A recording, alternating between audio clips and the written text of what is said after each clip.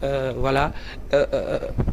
L'on jette un coup de projecteur sur les établissements privés. Alors, qu'en est-il de ceux du public?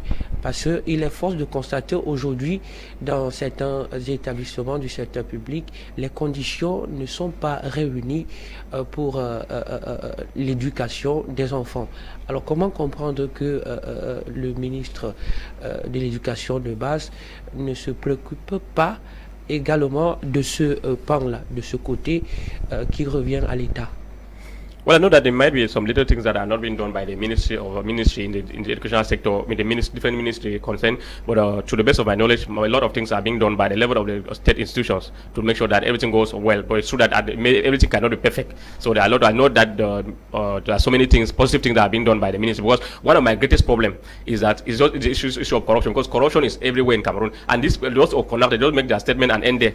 We, as this thing, are supposed to look critical at this thing. We know very well that in Cameroon here, let's say in the case of Douala, we talk about a place like a Lycée Billion in Newberry. Let me start an example. They say they don't quote institution, but let me talk about Lycée Billion in Newberry, where you realize that even students who have passed in List A go there for interview, and if you don't give an envelope, you will not be, your child will not definitely be accepted. There are sometimes they take some few students, say that these are those that merit that really merited, but the majority of these children have to give envelope or sometimes 100,000 out there before they admit students in this school. That's one of the greatest problems we are having with the government institution. But I know that with regard to these rules, most of these rules are respected by the government, and we have well-trained teachers who are doing their job well.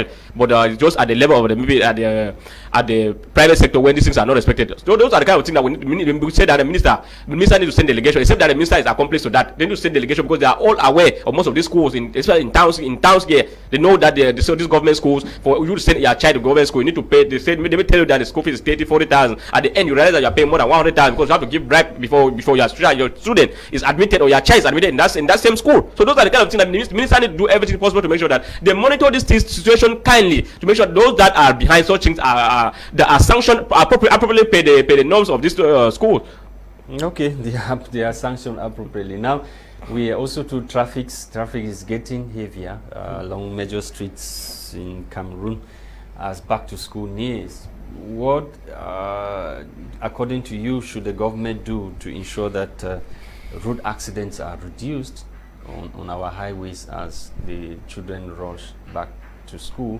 Those that went on holidays, they are moving from different parts of the country to their respective or comfort zones. It's always a tradition for government to launch what they call special route safety when it comes to back to school. Yeah, well, I think it's very, very important. It's a shared responsibility, as we often say, that because I think the Ministry of Transport need to play their own part very well, make sure that they are all over this national route, to make sure that they do everything possible to make sure that the drivers limit their speed, because they are a shared responsibility, because the drivers too, some of them are running more over speeding, more than it's a normal thing that are supposed, normal kilometers are supposed to be done per hours or something else. That the ministry need to do everything possible to make sure that all this road safety campaign is intensified at this moment, to make sure that they call these drivers into order, make sure that they ensure that even the drivers too, or the owner of this agency, need to ensure that their drivers do not take something like alcohol or drugs that they know that might lead them in also accident along the way. And we know that there's one of the major problems we have in Cameroon, which is obviously one of the greatest cause of the accident in Cameroon, is the nature of our route. We know the porous nature of the road. People have refused to tar the road. They refuse to maintain the potholes that are all over the places. So those are some of the kind of things that are causing a lot of accidents in our country. Some of these travel agencies that are not doing us good, they over labor their drivers. Well, it's time for them to make money. One driver will ply Yaoundé, Douala like 10 times a day.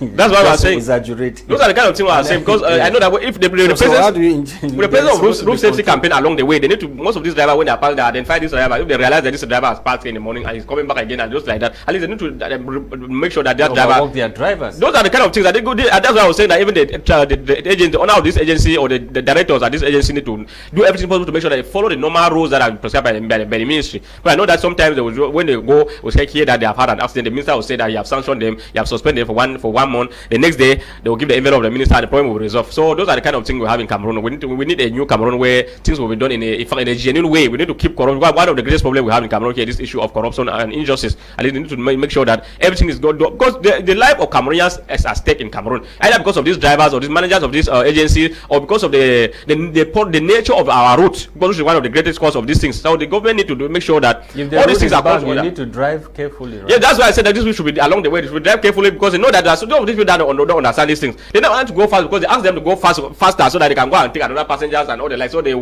like to do everything possible to make sure that they catch up with these things to make more money. Why the life of the Cameroonians is at risk. Okay, we have been talking education.